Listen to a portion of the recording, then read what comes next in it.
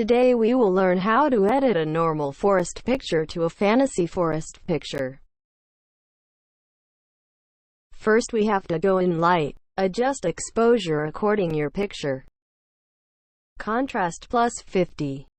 Highlights minus 47. Shadows plus 65. Whites minus 60. Blacks minus 43. Now going curve on shin. Now keep doing step by step as I am doing.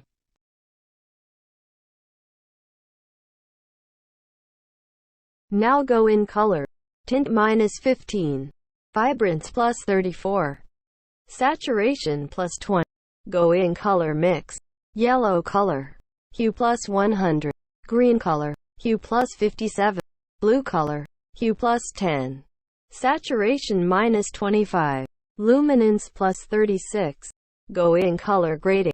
Select shadows. Hue 211. Saturation 65. Slide in midtone. Hue 270. Saturation 65. Slide in highlights. Hue 360. Saturation 28. Go in effects. Texture plus 60. Clarity plus 60. Vignette minus 40.